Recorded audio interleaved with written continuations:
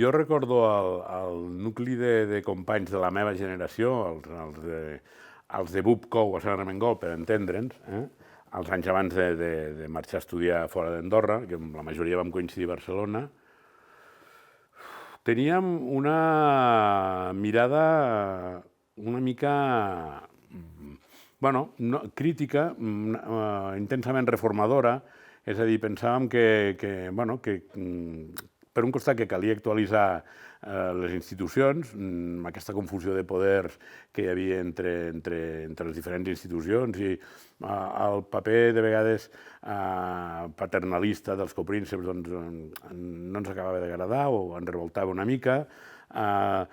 També trobàvem al Consell General que ja li anava bé aquesta situació, es rondinava una mica per Meritxell i es feien allò, escarafalls dels discursos que feien els uns en relació als altres i hi havia com una complicitat crítica entre Consell i Govern per anar mantenint l'estatus quo. I això no ens acabava d'agradar, no? És a dir, consideràvem que calia democratitzar més el país, que calia expandir segurament la representativitat del Consell General, consideràvem que calia establir la separació de poders, consideràvem també des del punt de vista més socioeconòmic que calia ser capaços de programar el creixement. Me'n recordo que ja feien coses interessants a les institucions. Me'n recordo que es va promoure l'informe Bricall, es coneixia al Centre d'Estudis de Planificació. Per exemple, allò era un dels instruments als que ens aferràvem com una bíblia de cara a les nostres apostes per programar i planificar l'economia andorrana. Teníem una visió crítica, però reformadora, no revolucionària, diguéssim, no rupturista. Però pensàvem que sí, que hi havia una posada al dia de les nostres institucions i de la manera d'organitzar el país. I això, tots els anys 80 van anar produint aquest procés de maduració nostra i de maduració del país i les reformes anaven callant, no acabava de prosperar i al final tot va confluir amb el procés constituent. El sistema de partits de les eleccions, que hi havia les eleccions del 89, del desembre del 89, encara era un sistema de partits, diguéssim, anava a dir de l'antic règim, és molt exagerat dir això, però articulat purament amb les parròquies, preconstitucional, no? I sí que és veritat que per part d'alguns que estaven molt integrats en aquell sistema de partits parroquial, en concret de Sant Julià, m'havien insinuat possibilitat d'incorporar-me a la política. Però era el plantejament, com dic, preconstitucional, no? I estava com una mica distant en relació a aquell plantejament. M'agradava la política, seguia el procés. Me'n recordo que estava aquí quan es va formar la sindicatura del Josep Maria Beal, vaig decidir perquè va ser unes votacions molt interessants, es van repetir diverses vegades, hi havia empats, hi havia... La veritat era apassionant des del punt de vista del joc polític, i això sí que ho seguia. Però, després sí que és cert que en aquelles eleccions, les del 89, és veritat que a Andorra la Vella i Escaldes guanyen dues forces polítiques que apostaven per la Constitució. Llavors això sí que em va encendre una mica més les ganes de potser d'implicació, no? Però encara ho continuava veient molt lluny, no? Segurament sí que veiem l'excessiu pes de la dinàmica parroquial a l'hora d'articular la política. Més enllà del tema de delegats permanents, veguers i coprínceps, aquest era l'altre pol. Però que després, en realitat, paper dels coprínceps i paper de la parròquia seran els dos temes medul·lars, per mi, del procés constituent i del que defineix la Constitució. Però sí que érem crítics amb aquesta perspectiva tan estrictament parroquial a l'hora d'articular el debat polític, perquè, sempre jo me'n recordo que dèiem, hi ha d'haver un sistema de partits nacional, no? Tenen allò, doncs, la nació com alguna cosa que hauria d'estar per sobre de la parròquia, no? Era allò que et deia abans de la representativitat. És a dir, hi havia d'haver...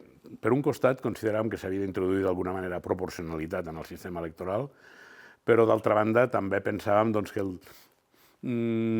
després jo, al fer-me més gran, potser vaig entendre que una configuració una mica federalitzant no és dolenta per Andorra, però llavors sí que veiem molt que calia superar, perquè era el debat que hi havia en aquell moment, superar el marc estrictament parroquial. I és veritat, parlàvem molt de política no només amb gent de Sant Julià, sinó amb gent que coincidia amb el col·le. La generació dels que havien guanyat Andorra i Escaldes van anar a buscar l'Òscar Ribes, que era algú una mica més gran que ells, per abanderar el canvi institucional, no? Sobretot. Però, d'altra banda, jo crec que l'Òscar Ribes, però no, després he vist que potser anava més enllà això, però l'Òscar Ribes diu, bueno, vale, jo sóc el més gran d'aquesta generació d'Andorra i Escaldes, de gent de 40 anys, que ara agafen les regnes amb un esperit transformador, no? I de pas ja obro una mica cap a una generació més jove, el Vicenç Mateu, l'Adis Baró, etc. És a dir, aquí va haver ja una jugada generacional que ja la vaig veure bastant de seguida, aquesta, no? Després, també penses en clau del procés constituent. Jo llavors entrava al govern, però ja s'estava jugant al procés constituent. I també penses en...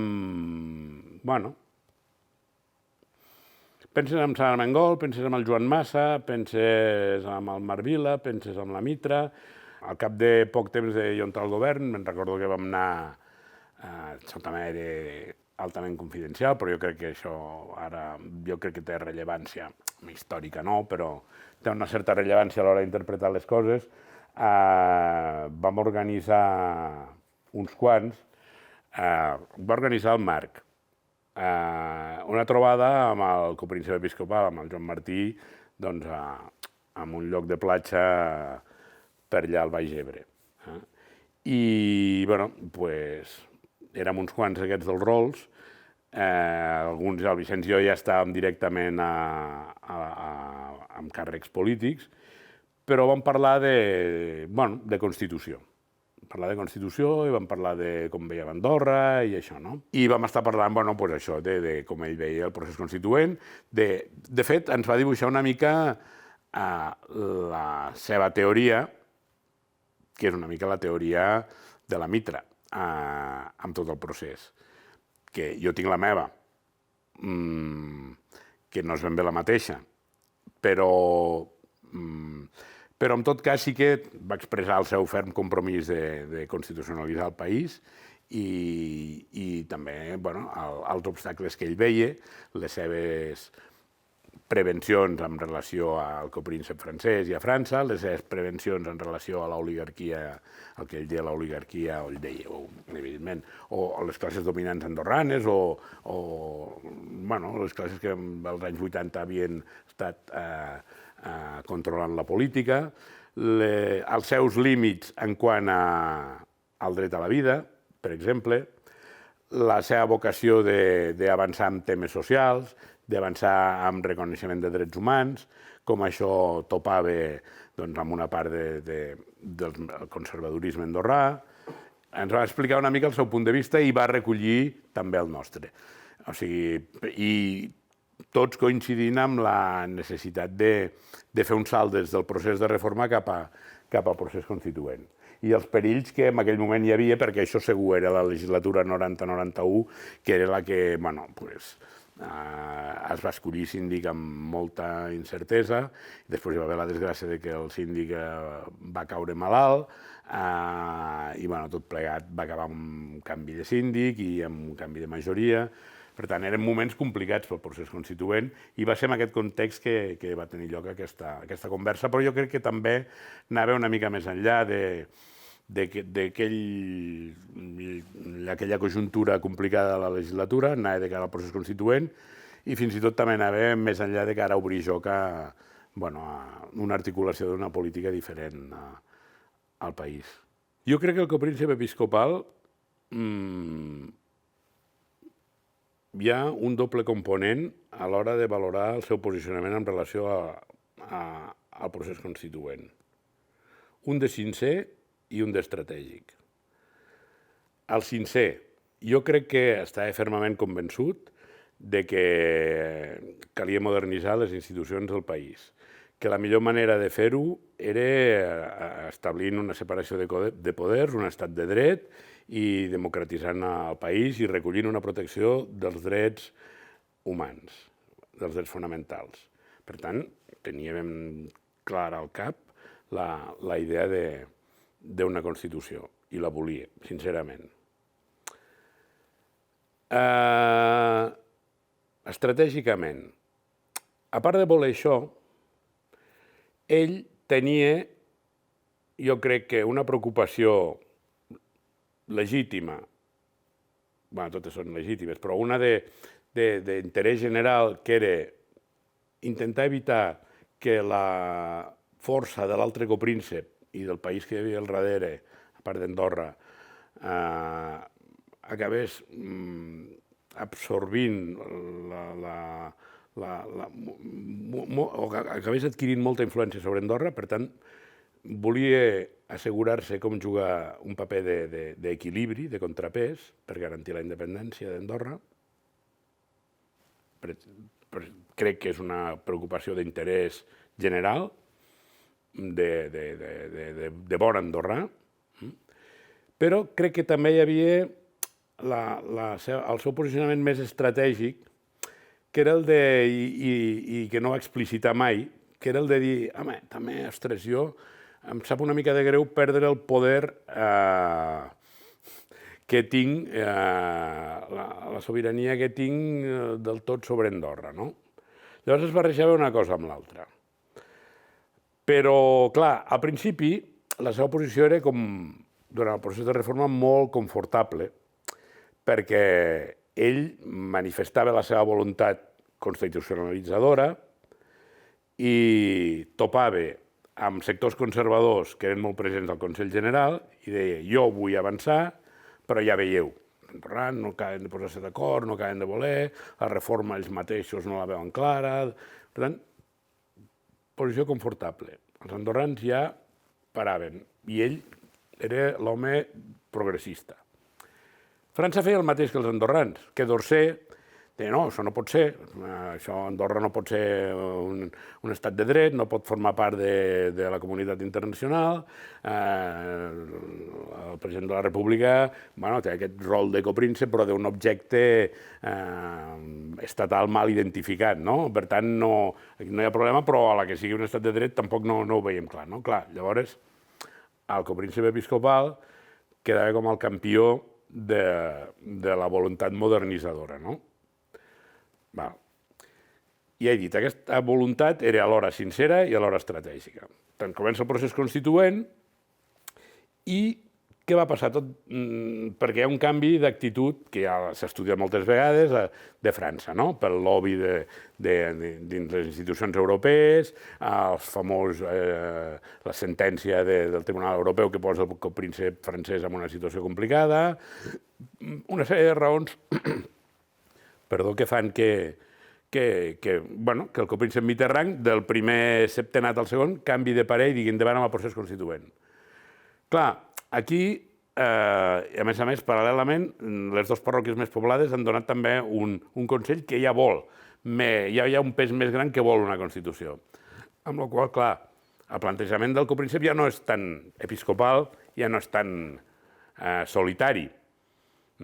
I llavors, allò, la part sincera que tenia aquest plantejament ja li va bé, però la part més estratègica se li veu una mica contrariada, no? Llavors l'agafa una mica a contrapeu. I llavors això es manifesta durant tota la negociació, perquè de vegades sembla com si es posi molts èmfasis, és que jo aquí he de poder garantir la independència i la sobirania d'Andorra i per tant necessito uns poders residuals. que diu, parlem de com han de ser aquests poders, no? Clar, alguna vegada s'havia evocat, per exemple, una segona lectura de les lleis, no? Home, era un poder d'immiscir-se amb la política andorrana molt gran.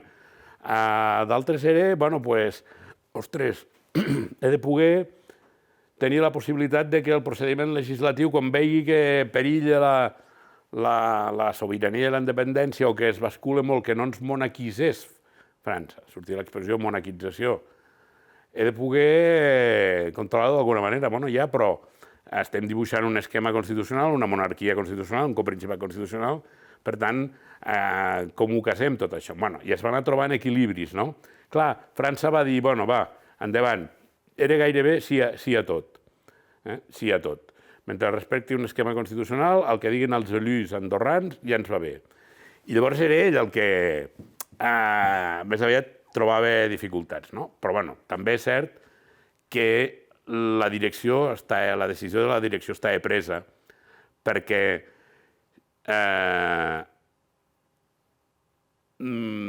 per més que es volgués matisar de vegades amb nom sincer o insincer de preservar la sobirania i la independència d'Andorra, sempre la instrucció que tenien del copríncep als seus representants a la taula tripartida era d'acabar tancant el tema en positiu. Sempre, sempre, sempre. Això és veritat, Hi havia vegades que jo pensava, això no es tanca perquè estem molt lluny. I es celebrava la sessió de la comissió tripartida i, pum, es trobava un equilibri que 24 hores abans semblava impensable. Jo és la negociació que he vist amb la qual jo vaig dir, ostres, quina negociació, no? Perquè com són aquestes negociacions així de temes polítics? Perquè tu analitzaves fredament les preferències dels 3 jugadors, inclús dins del Consell dels jugadors interns, dels 7 més que hi havia, n'hi havia 28 en realitat, però posem-ne un per parròquia. Ostres, estan molt allunyades, no es tancarà aquest acord. I, pum, no sé si era el vertigen de que les institucions quedessin amb un... No sé si era això o... No ho sé, però la racionalitat portava a pensar que les posicions estratègiques d'uns i altres no podien trobar un equilibri i el trobaven. I era quasi realisme màgic, t'ho dic, era una cosa que no he tornat a trobar més amb la política. Quan he vist una negociació per formar coalicions, per formar candidatures, per seleccionar lideratges, per pactar lleis, quan estan tan separades, normalment no es tanca la negociació. I allà, no sé, devia ser, potser el procés constituent en majúscules ens va imbuir a tots de... I el fet que petés la primera legislatura, jo crec que la primera legislatura jugàvem als mateixos paràmetres de qualsevol negociació. Això no m'agrada, doncs em planto, no? Fins que va acabar petant el Consell, i potser això va provocar aquesta conscienciació de que s'havia d'arribar a un acord com fos. No sé. Jo crec que la Comissió Constituent va aconseguir treballar amb una certa capacitat d'aïllar-se del debat que impregnava el conjunt dels 28. Permetia aïllar-se una mica de conciliàbuls que hi havia amb el si del Consell General en tot moment. I també, d'altra banda, també, lògicament, cada un anava fent, dins dels membres de la Constituent, dins dels companys de la seva parròquia, la pedagogia que calia. Els d'Andorra la Vella i Escaldes ho tenien molt fàcil, perquè tenien un mandat molt clar i tenien un plantejament més obertament proconstitucionalista. Les altres parròquies era més complicat, sobretot pel tema del sistema electoral. A nivell individual jo crec que és la millor decisió política que he pres a la meva vida, la de presentar-me en aquelles eleccions i poder participar en el procés constituent. No, això va anar de la següent manera. Quan el govern es queda en minoria, que és quan s'escull el síndic Gelabert, la parròquia de la Massana bascula cap a l'oposició, que llavors passa a ser majoritària, tenen 16 vots, 16-12, però 16 no són suficients per derribar el govern, però 12 no són suficients per governar, hi ha un bloqueig, i llavors l'Òscar decideix blindar-se, considera que amb el Santamaria i amb mi, que eren ministres llavors, ja tenia uns certs cartutxos electorals a Sant Julià per jugar una batalla electoral, i va buscar més pes a d'altres parròquies, a enfortir, en canvi, Canillo i, per exemple, entre el Josep Dalleres, i per tant forma part d'aquesta estratègia d'enfortiment de govern. Després, tampoc se sap quan acabarà de durar aquest govern, perquè la dissolució, el cap de govern no tenia aquesta prerrogativa, l'oposició no tenia prou majoria per derribar-lo, el govern no tenia prou majoria per governar, al final va acabar de la manera més natural que podia ser, que va ser una autodissolució. A partir d'aquí, es valora els candidats que podíem anar amb llista, no? Evidentment, els dos que havíem estat consellers de govern llavors teníem rellevància política en aquell moment i per tant es va considerar oportú que ens fóssim candidats. Es va obrir joc cap a un sector més conservador de la parròquia, que és el Joan Pujal, i jo vaig també obrir joc on va interessar que hi hagués el Pere Altimir, que era una mica de la línia més progressista i també per edat més proper a mi, no? I va quedar configurat així. Jo sí que és veritat que vam parlar amb l'Òscar Ribas i amb el Joan Santamaria també, i ja vam arribar a l'acord abans de fer la candidatura que si es guanyava, que ens quedaríem al Consell i que jo aniria a la Constituent i que el Santamaria aniria a la Permanent. És a dir, això es va pactar llavors. I aquelles eleccions, la veritat, no eren favorits, eren favorits l'Albert Pintat i el meu cosí Josep, que es presentava a l'altra llista, l'Agustí Marfany i la Teresa Cairat, però vam acabar guanyant i, a més, vam anar amb llistes obertes i, a més, jo vaig fer un resultat molt bo, per això et dic que em va donar també legitimitat a l'hora d'empoderar-me políticament en aquella legislatura, sí. L'electorat va decidir superar el procés de reforma i anar al procés constituent, l'electorat va decidir donar pes als reformadors i va ser una aposta. Clar, el nostre programa era un programa, es deia Coalició Laurediana Constitucional, i era allò quasi bé punt únic, no?, al programa, i el país es va alinear amb aquest canvi. Per tant, jo crec que vam guanyar una mica per la dinàmica general, no? A part de que, també suposo que vam ser capaços de capitalitzar quan hi ha un bloqueig sempre hi ha algú que surt penalitzat, no? I en aquest cas van resultar penalitzats els que també podíem sortir-nos del govern, per dir, no, us ho hem tastat amb governar en minoria aquí quan no podíeu. Però, mira, però jo crec que aquesta penalització va anar cap als que no aprovaven el pressupost, perquè també en realitat ja s'estava dirimint una aposta per un canvi generacional i a favor de la Constitució. Suposo que era una mica allò com quan un equip de futbol se'n va enfortir una mica els vincles i la complicitat per quan arribessin les atracades fortes, que es mantingués o que es creés una mica d'esperit d'equip i de cooperació i de cohesió. D'altra banda, també, la veritat, tampoc en van fer masses, però sí que hi havia una agenda apretada perquè era tot de temes que quedaven per tancar, venien els assessors. També és molt important el paper dels assessors en tot això, perquè tots evidentment venien d'algun lloc o altre, però dels llocs on venien també tenia la seva rellevància. Però a aquestes trobades també hi havia els assessors i es feia feina estricte, allò de aquest article que ens ha quedat pendent aquest redactat o un inventari de qüestions pendents, i com que era tot un dia hi havia temps per treballar-ho, però també dinant i això es comentaven els grans temes, els grans nusos polítics i es teixien complicitats. Sempre dins el còmplice que es pot ser dels companys polítics. En la política la complicitat sempre té un algun matís o altre, no? I al final, clar, tothom havia de fer compatible la lògica de dos grups, de més, no? Però de dos bàsics. Un era el grup de la parròquia, a la qual estaves adscrit, cada un amb les seves particularitats, i l'altre era el grup de la comissió constituent.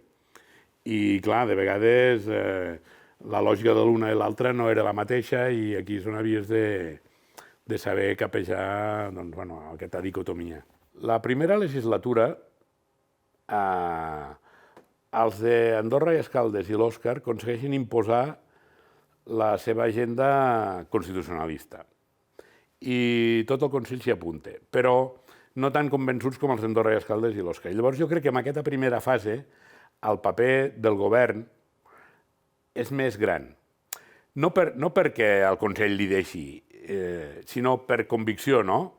Llavors, clar, a nivell hi ha el Jaume Bartomeu, el govern també, i sóc jo els contactes internacionals que es fan, o a París, i això van molt lligats cap a afavorir Jo me'n recordo d'organitzar una universitat d'estiu a l'entorn de la Constitució, és a dir, estem molt mobilitzats aquell govern cap a la Constitució, però el Consell en tot moment ens té a ratlla, i després amb el síndic Ferraz va ser exactament el mateix.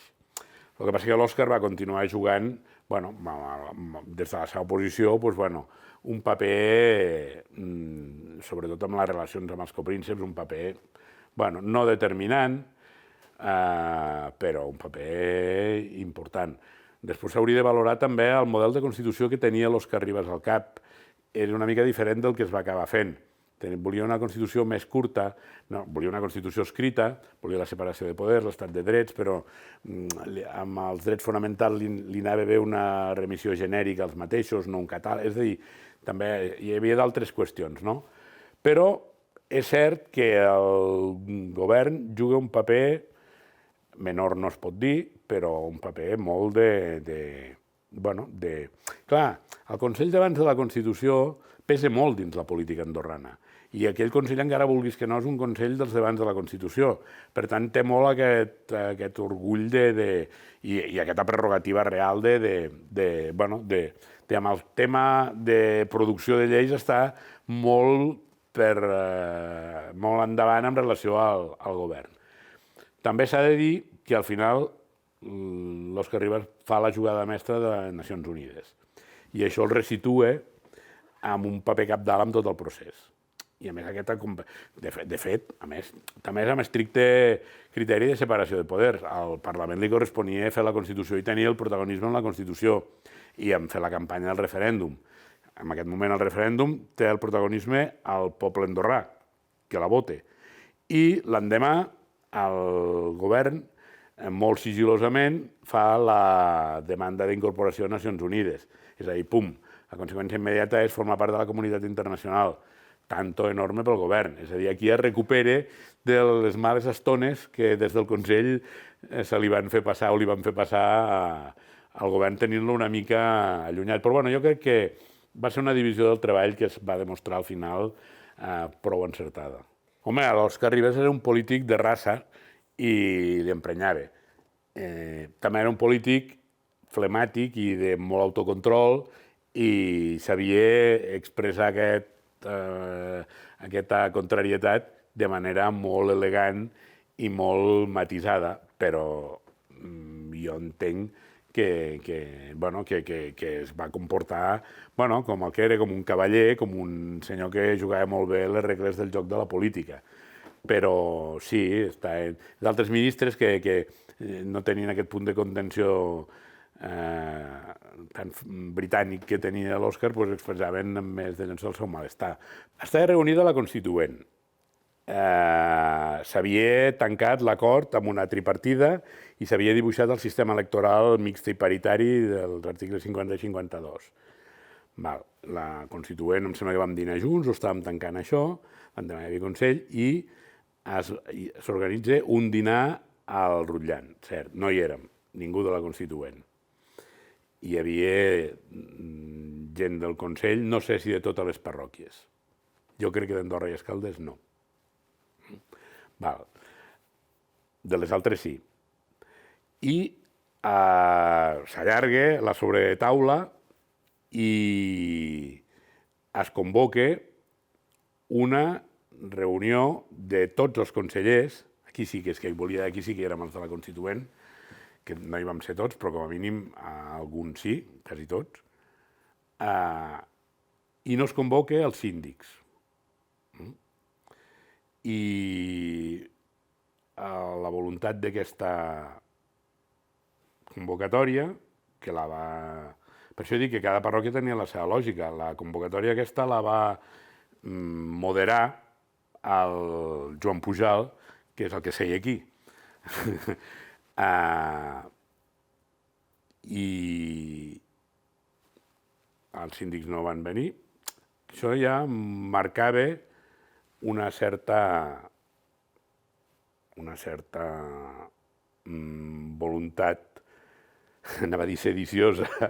Sediciosa és una paraula molt forta, però sí de forçar una mica, no? Perquè, clar, era un text del qual s'havia tancat amb la comissió tripartida, per bé que a la comissió tripartida sempre van dir el sistema electoral és un tema del Consell, però bueno, no deixa que allò estava aprovat tot el text, i forçar el tràmit i voler canviar l'article 50 i 52 la nit abans era molt complicat.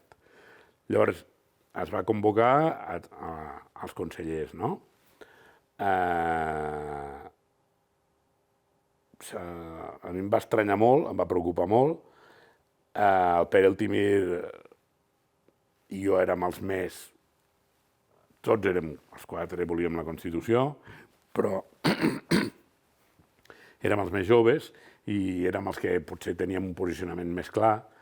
Em recordo que vam anar a veure a l'Òscar Ribas abans d'anar a aquesta reunió i li vam exposar el nostre neguit, no? Ell ens va rebre amb el Josep de Lleres i, bueno, l'actitud de l'Òscar va ser una mica de dir què hi puc fer jo, no? A mi potser m'hauria agradat una actitud més compromesa, perquè jo veia venir el perill. Em va dir, bueno, hauré de canviar el discurs per demà. Va ser una actitud així més... Bueno, com era ell, era un home flemàtic, el Josep de Lleres, bueno, ja es veia venir, això, no sé què... Bueno, així ens vam rasgar una mica els quatre les vestidures i el Pere i jo vam anar cap a la reunió. El Pere i jo vam anar, hi havia el Santa Maria i el Pujal, que crec que els dos, diria que el Santa Maria també, ara no ho sé si havien estat al dinar. El Pere no havia estat al dinar, o sigui, érem una mica com dos subgrups aquella nit, no? Però, bueno, en tot cas, allà hi érem els quatre. D'Andorra la Vella i Escaldes van venir només un conseller per cada parròquia. Crec que va ser el Jaume Bartomeu per Andorra la Vella i el Ramon Canut. Per tant, el Ramon Canut no era de la Constituent, no hi érem tots els de la Constituent allà. I els altres hi érem quasi bé tots, no? Però, clar, va ser allò... Tothom es va anar pronunciant, no? Abans d'anar allà, algun company de Sant Julià em deia l'Adis, pensa-t'ho bé, això de la Constitució, Sant Julià, perdre plumes així, la parròquia, ja hi ha majoria... Era una mica la tècnica que va sonar a mi del 23F, no? Que amb els capitans generals se'ls deia ja s'ha apuntat aquell a l'altre i no sé què. És a dir, a mi se'm va fer entendre que hi havia una majoria per canviar l'article 50, com a mínim. Canviar l'article 50 aquella nit era com... Bueno, era una batzegada al procés constituent, però la pressió era aquesta. Jo vaig pensar, bueno, que sigui el que sigui, no podem fer res més. I el cert és que els membres de la Constituent allà, jo recordo que vaig dir, no, jo, si voleu canviar, jo demà entregaré la capa al tricorni i plego. No podem seguir, aquest Consell desapareix. Però, no, i llavors es va constatar, va anar parlant tothom, i es va constatar, en camp també hi havia una situació similar a Sant Julià. Així molt dividida, una mica dividida. Però es va constatar que hi havia majoria per no remenar més enllà i que hi havia majoria per mantenir el sistema electoral tal com estava comptat. Però, clar, hi va haver aquests moments previs amb el qual anaves allà amb la incertesa de que no sabies quina majoria hi hauria. Allà es va poder constatar un cop va parlar tothom. Però, segons l'ordre en què s'hagués parlat, allò era perillós. Allò era perillós perquè podia acabar d'una manera o d'una altra. Jo crec que no, però podia, hi havia un risc. No dic que segons l'ordre hagués canviat, però hi havia un risc. Hi havia un risc, va tremolar una mica tot. Sortint, algú també em diu, no, això ho hem hagut de fer per calmar els de les parròquies petites, però ja sabíem que perdríem, però no sé què, saps allò, recol·locant-se cap al que ja era el bando que acabava de guanyar, no? Bueno, clar, i allà també allò va ser una experiència, la veritat, bestial. De la mateixa manera que abans he dit com s'allunyaven postures negociadores, allà va ser un moment de tacticisme frenètic, d'intent de canviar les coses, d'alterar, millor dit, d'alterar bruscament les coses, que no qualle, i de reposicionament, i aquella mateixa nit ja quedava clar que eren 27, i el conseller Dolçà va resistir-se unes hores més, i l'endemà vam ser 28. No, jo, la veritat, durant el dia, completament aliè al que estava passant. No sabia ni d'aquest dinar. Fins que a les mitja tarda se'm va dir que hi havia aquesta reunió i que s'havia estat parlant i que m'ho va dir un dels consellers de Sant Julià, que no era el Pere Altimir, i que hi havia aquesta reunió i que això del sistema electoral no es veia clar, i que hi havia molta gent que no ho veia clar i que podia la cosa modificar-se. Jo el primer que vaig fer és anar a parlar amb el Pere Altimir i dir anem a veure l'Òscar. Si no se'm va ocórrer res més, el Pere sabia que podia comptar amb ell en aquest moment de zozobra, per dir d'alguna manera, i vam anar a veure l'Òscar, i és el que t'he dit. Però jo vaig estar completament aliè a tot fins a la mitja tarda.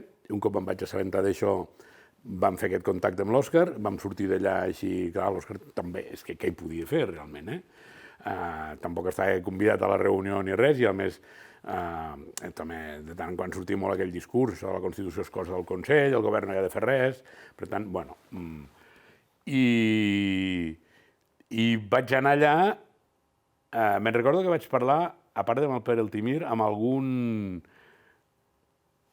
Concretament vaig parlar amb l'Oriol i el Marc. Dic, nois, això està complicat, o pot estar complicat. I així també perquè tenia una sensació de vertigen, no?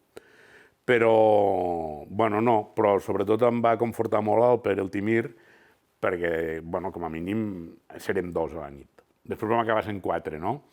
Però perquè va fer efecte dominó, no? Però com a mínim serem 2. Jo crec que paral·lelament a la correlació de forces, el contingut del que allà es deia posava de manifest que allò no era tan fàcil. És a dir, jo crec que molts els hi va semblar que, clar, després van sentir, hòstia, tot això està aprovat per la tripartita, tal com està el text.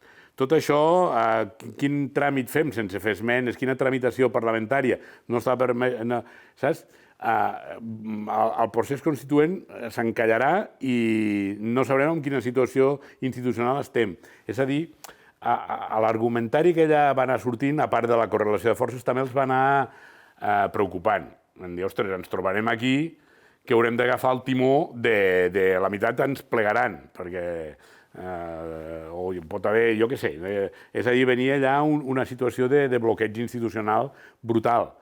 N'hi havia hagut un ja de complicat fer un any i mig, 2 anys, quan es va autodissoldre el Consell, clar, allò anava cap a un camí així, en molt poc temps. Bueno, jo crec que això, aquest sentiment de gravetat de la situació també va, a part de la correlació de forces, perquè és que no era evident com s'havia de procedir aquella nit, si això passava, clar, anaves aquí amb una...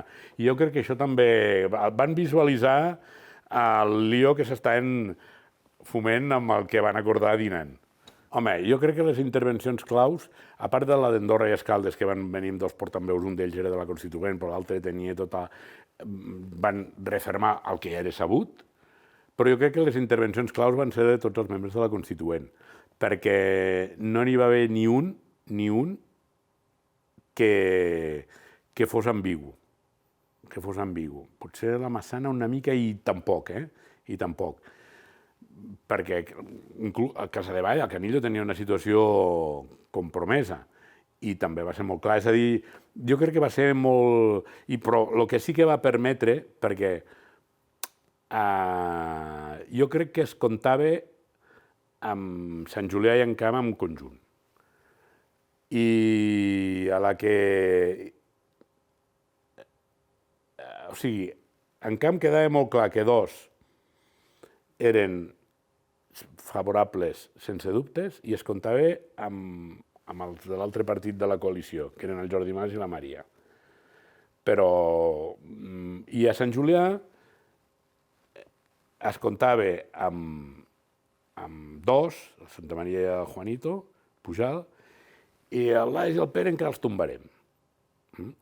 Clar, llavors, al veure que la Maria i el Jordi Mas i el Ladis i el Pere ja no estaven allà, sinó que estaven amb la Comissió Constituent, més a l'Albert Pujal, que va fer una intervenció emotiva i no sé què, i jo ja que fotin el que vulguin els meus companys de parròquia, allò... Jo me'n recordo que també vaig dir aquí tindreu el tricorni i la capa, així una mica teatrero, tot. Clar, però sí, intervencions, però jo crec que totes les intervencions de la Comissió Constituent, al final aquelles trobades al Tarter, aquell esperit d'equip, i això va acabar tenint el seu rol en aquesta nit una mica crítica.